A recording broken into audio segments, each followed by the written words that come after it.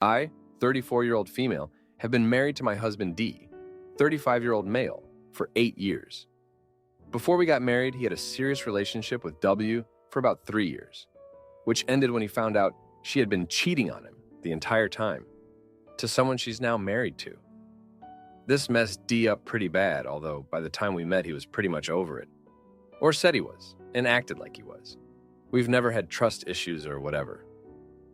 I noticed about a month ago that he was being weird with his phone.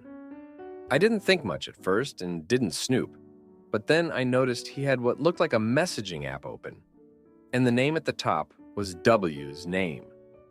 The idea that he'd be talking to her was pretty inconceivable, but I asked to see his phone, and he got extremely embarrassed and begged me not to look. Which I did look, and there was a chat with him and her and a picture of her.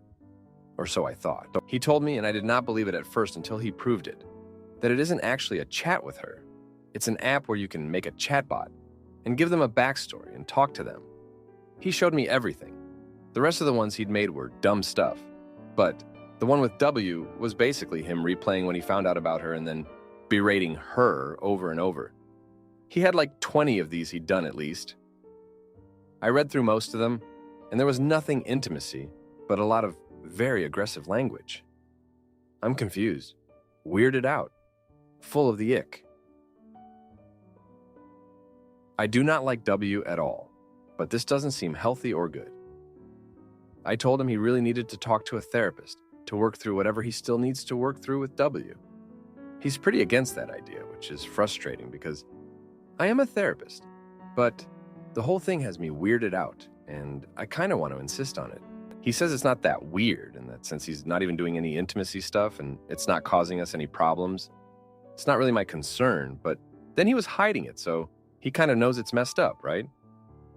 So yeah, I guess what I'm asking is, am I the weird one for being weirded out by this? Or is this really as weird as I think it is, and he should go deal with it? We are currently trying for kids, and this whole thing just has me freaked out. Edit. We talked, and I was able to use the fact that this doesn't actually seem to be helping him at all, to get him to see that it isn't a great way to deal with this. He is going to see a counselor, which is a good place to start for him. Thanks, everybody. Now, for a few comments before the update. Comment 1. First of all, this sounds like an episode of Black Mirror Light. Therapy seems like a no-brainer. I agree with others that it doesn't sound like he's betrayed you or your relationship, but he's definitely let this take up too much space in his life for way too long. He's clearly seeking catharsis, but this can't be a healthy practice without some talk therapy to guide it, right? I'm curious if he's altering the chatbot background with each new version, or if he just likes to run through the same thing over and over again. Comment 2. This is definitely a strange way to cope with this anger about what happened. I originally thought he was having an emotional affair with the chat box of his ex LOL. Is you being a therapist? A reason why he doesn't want to go to therapy? Or does he have some trauma from previous therapy? Journaling might be a better way for him to get closure. It seems similar to writing a letter to someone, expressing your feelings, and then burning the letter. Thanks for the comments on my last post. So, a lot has happened since then. After D agreed to see a counselor, things seemed to be looking up. But then, out of nowhere, W's husband contacted me. He said he had something important to tell me and that it couldn't wait. I was hesitant, but curiosity got the better of me. Turns out, W had been in an accident. She was in the hospital, and for some reason, she was asking for D. Her husband was furious, saying that she was still obsessed with D and that their marriage was a sham. I was shocked and didn't know what to make of it. D insisted on going to see her, saying it was just to get closure. I didn't like it, but I trusted him. The visit must have shaken him because he came back a different person. He was distant, and I could tell he was hiding something. I found out soon enough. D had been the one W was cheating with all those years ago. He was the other man. The accident had brought all the secrets to the surface. I felt like my whole marriage was a lie. I was angry, hurt, and felt betrayed. D tried to explain, said it was all in the past and that he loved me. But how could I trust anything he said now? I kicked him out. He went to stay with a friend, and I was left alone, trying to piece together my life. but life has a funny way of throwing curveballs. A few days later, I found out I was pregnant. The timing couldn't have been worse. I was a mess of emotions, not knowing if I should tell D or not. In the end, I decided he had a right to know. When I told him, it was like a switch flipped. He broke down, apologizing for everything, begging for another chance.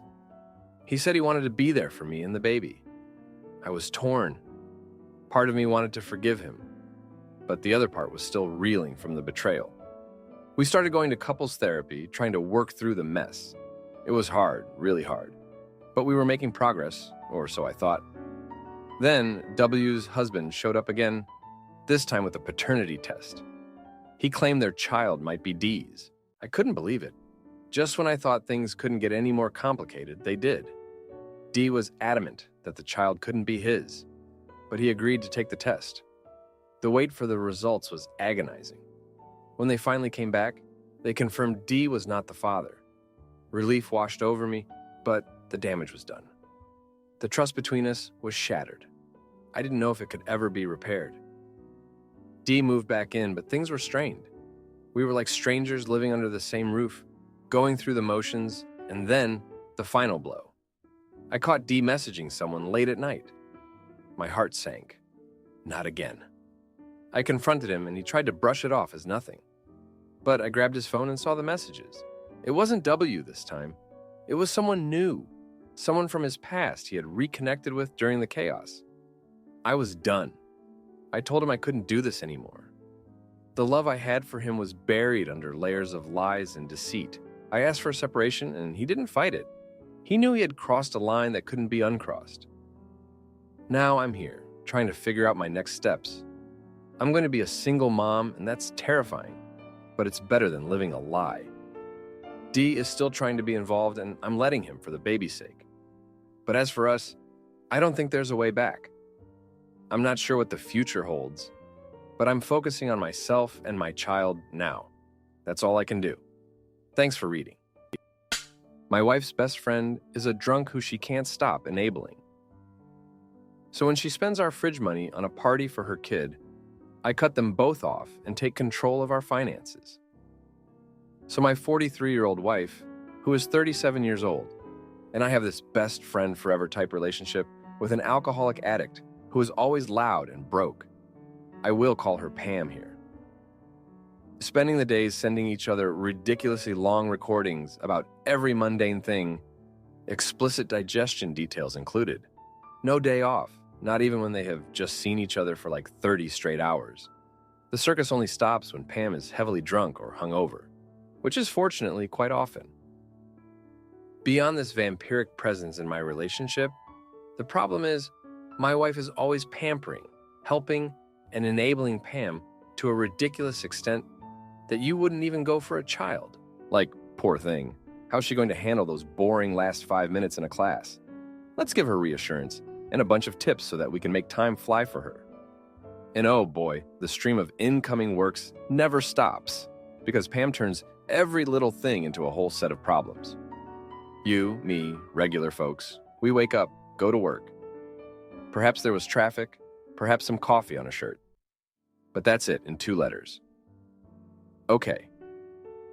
Now for Pam, there's no such thing as an okay day. Only full-length movies. She will forget her keys, then step on dog shit, then run into an ex she hates. Then the bus ticket will be damaged, while remembering she has to buy a last-moment birthday present for the kids. Bad luck. The shop is closed today and then. And I think that everything is deserved. She forgets her keys because she chooses to live like trash. The ticket isn't passing probably because it's rolled from a line of coke. And the shop is closed because she isn't even capable of anticipating birthdays for her kids and probably spent everything on substances anyways. Yes, she has 2 adorable little kids whom my wife is totally in love with. My wife cherishes them, buys them presents, and keeps them several times a week, taking on what should be Pam's role. In this insane relationship, the kids are being used as a bet, consciously or not. So I'm mad. I think that my wife is a social worker here, free and 7 days a week. I hate that she has someone like Pam for a best friend. Someone who vampirizes her and, by extension, us. Someone who will always bring her down and keep her down, while I'm working hard to improve my life. I think that she is addicted to helping lost causes. And even if this is probably due to a trauma, I'm mad. It also makes me wonder if I'm that boring that she needs such a shitty soap opera in her life. It makes me mad. And now when I overhear their ridiculous talks, I give my unsolicited and unfiltered opinion about the Pam shitty situation of the day, which she mostly puts herself in, by her own daily habits and life choices. This is not the kind of life I want, not the kind of person I want around. I'm even considering breaking up if it goes on, and I bet it will since my wife often pretends to agree with me, but it never changes a thing. I've been spending my life escaping this kind of people, their sad, pathetic, and predictable fates, and now I have it nonstop at home. So if I had a question, have you ever been in a situation like that? What would you do in my shoes? Now, for a few comments before the update. Comment 1. So I had a roommate, just like Pam in college. She had her life together enough to keep her jobs and all that, but she'd always have drama. It was never her fault, even though she'd absolutely unnecessarily started, and when it went sideways was shocked somehow. I became codependent on it because she was my roommate and only friend at college. But I got so sick of it and eventually moved back home for school and cut her out of my life. My now husband pointed out her toxic traits and how she used me to have a good time. But if I didn't comply, then she'd be cold to me. The best way out is to cut contact, but I don't see your wife doing that on her own. She needs to be led to this conclusion on her own. Good luck. Comment 2. I kind of feel like you have a wife problem rather than a Pam problem. You need to set boundaries with your wife. Like, you do not want to hear about Pam's issues more than X times a week. Or Pam's issues should be taboo during dinner. Please use headphones for Pam messages because they irritate you. And you want more couple time with your wife that is not about Pam. That sort of thing. Actionable things that are not about fixing Pam or judging Pam. Things that you two as a couple can change. Or rather, your wife can change, in how your household works, so that you are not exposed to Pam that much. Now for the update. Thanks for the comments on my last post. Things have escalated since then. 3 days ago, my wife decided to throw a surprise birthday party for Pam's oldest kid. She went all out, spending money we had saved for a new fridge. I was furious, but she said it was for the kids, not Pam. I didn't buy it. The party was at our house, and Pam showed up late, reeking of booze, with some guy I'd never seen before. They were all over each other, and it was clear she was high. The next day, I found out the guy was Pam's dealer. My wife had no idea, but she defended Pam, saying she was just having a hard time. I couldn't believe it.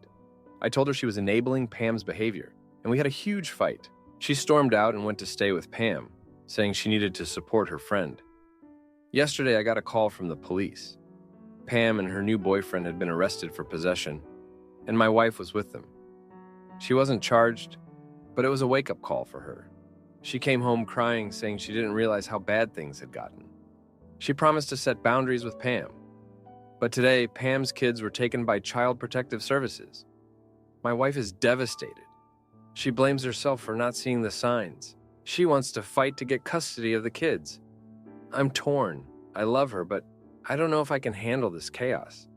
It's like the universe is finally showing her the consequences of her actions, and I'm caught in the middle. Thanks for reading. My female friend confesses she wants more than friendship.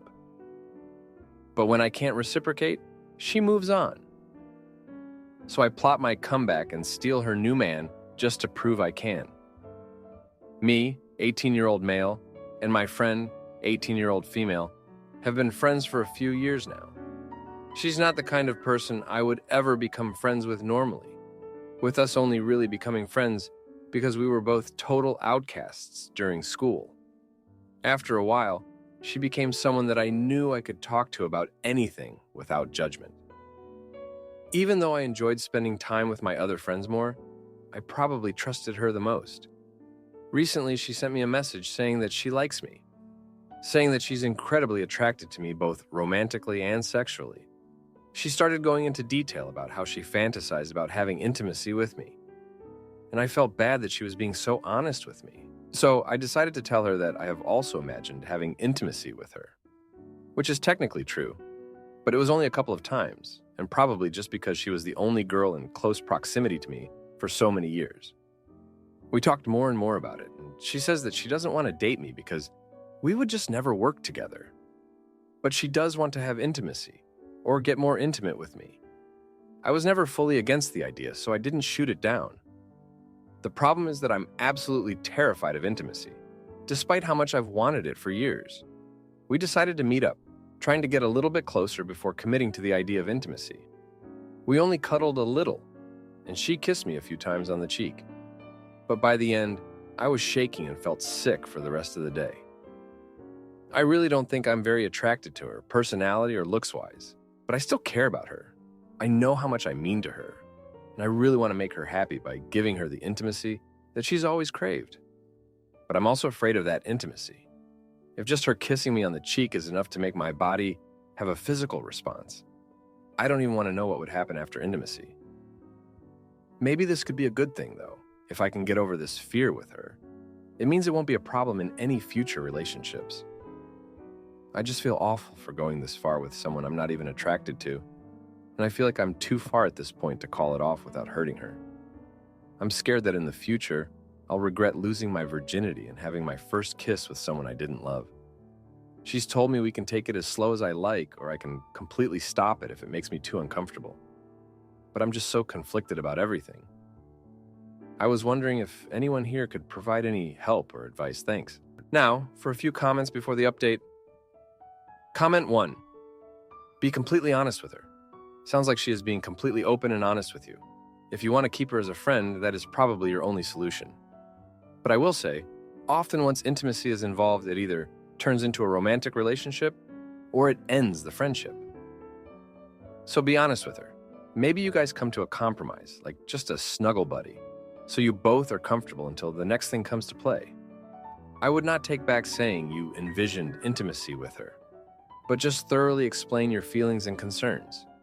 The way it sounds now, talking to her is not going to yield any different results than doing or not doing something, sex, that has already come up in discussion. Comment 2. Disclose to her that you struggle with intimacy, that you thought you could overcome your fear of intimacy and realized you could not when, despite caring for her and having fantasized having intimacy with her, your body and mind still reacted with gut-wrenching panic to a mere kiss. Admit you are not ready to have intimacy, that you realized you do not want to even attempt it again, and apologize for misleading yourself and her into thinking you could actually do it. Ask her if she would remain friends with you, because her friendship is so valuable to you. There, no lies told, and hopefully you can move on unscarred. Don't forget to be kind to yourself as well as your friend. Now, for the update, thanks for sticking around. A lot has happened since the last post. So, the other day, things got even more complicated. My friend, she's been acting weird lately, like she's hiding something. I didn't think much of it until I bumped into an old classmate who mentioned seeing her around with some guy. My stomach dropped. I mean, we're not dating, but the thought of her with someone else stung more than I expected. I confronted her about it, and she admitted she's been seeing this guy for a few weeks. She said she didn't tell me because she thought it would hurt me. That's when it hit me. I was jealous. I didn't even realize I had these feelings until that moment. It's like all the years of friendship suddenly took on a different meaning. But I was also mad because she wasn't honest with me. And trust is everything, right? We argued, and I said some things I regret. She was crying, and I felt like the worst person ever. I apologized, but there's this tension now. We agreed to take a break from talking about anything intimate and just try to be normal friends again. But it's hard. Every time I see her, I remember the argument and the guy she's seeing. Then, 2 days ago, my mom found some old photos from a family trip we took years ago. There was this picture of me and my friend back when we were just kids, laughing without a care in the world. It made me realize how much history we have. We've been through so much together, and I don't want to lose that. Yesterday, I decided to do something about it. I invited her over to talk. I told her I was sorry for reacting the way I did and that I want to support her, even if she's seeing someone else. She was quiet for a long time. Then she told me she ended things with the guy.